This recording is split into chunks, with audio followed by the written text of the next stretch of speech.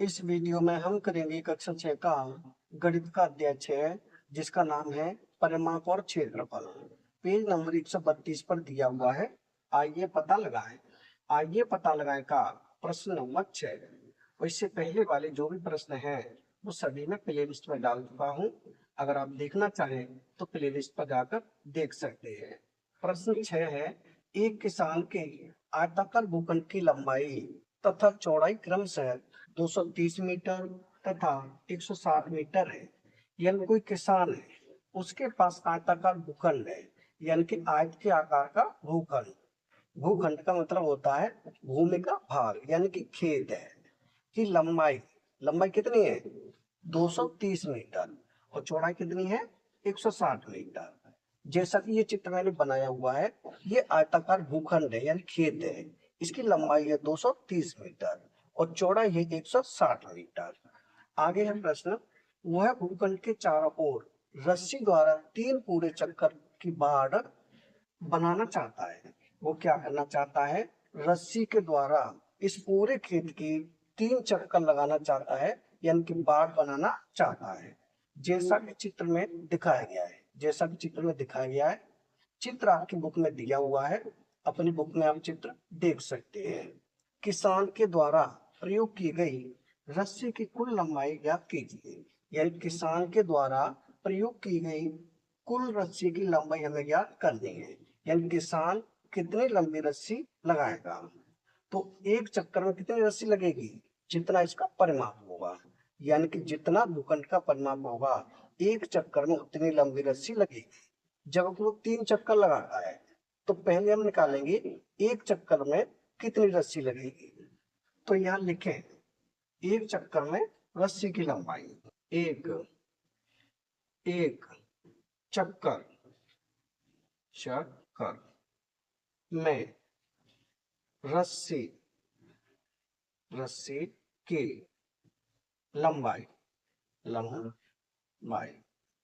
एक चक्कर में कितनी लंबी रस्सी लगेगी, जितना इस भूखंड का परिमाप होगा।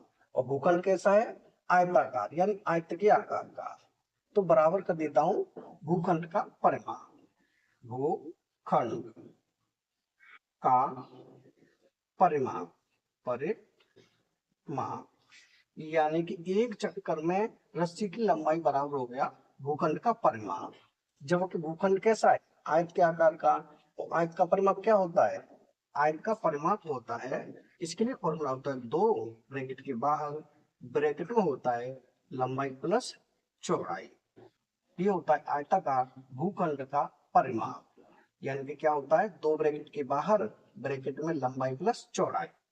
अब 2 तो 2 ही रहेगा। लंबाई लंबाई कितनी है 230 मीटर, तो यहाँ लिखेंगे 230 प्लस चौड़ाई, चौड़ाई कितनी है 160 मीटर, तो यहाँ लिख देंगे 160। यानी कि 2 ब्रैकेट के बाहर 230 पर 160 को जोड़ेंगे, 0 0 0 ही रहेगा, 6 और 3 9 हो जाएगा, 1 और 2 कितना होगा 3, यानी कि 390।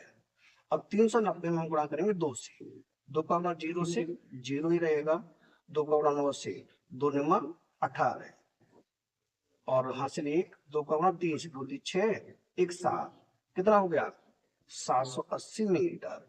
यानी एक चक्कर में कितनी रस्सी लगेगी 780 मीटर लंबी रस्सी लगेगी। ये हो गई एक चक्कर में रस्सी की लंबाई। लेकिन किसान कितने चक्कर लगाता है, 3 चक्कर लगाता है इसके। तो यहाँ लिखे 3 चक्करों में रस्सी की लंबाई, 3 चक्करों चक्करों में रस्सी रस्सी की लंबाई लंबाई। यानी कि एक चक्कर में है 780 मीटर, तो 3 चक्कर में कितनी होगी। अब हम 3 का कर देंगे गुणा, 780 में 3 का गुणा, 3 का गुणा 0 से 0 होगा, 3 का गुणा 8 से 3 8 24, 24 की 4 हासिल 2, 3 का गुणा 7 से 3 8 21, 2 हासिल 3 22 23, कितना हो जाएगा 23। यानी इकाई दहाई सैकड़ा हजार 2340 मीटर। रस्सी की लंबाई कितनी होगी, 3 चक्करों में रस्सी लगेगी 2340 मीटर। यही हो जाएगा हमारा उत्तर। इनकी प्रश्न नंबर 6 हो चुका है कंप्लीट। अगर वीडियो पसंद आए तो लाइक करें, कमेंट करें, अपने दोस्तों के साथ शेयर करें। धन्यवाद।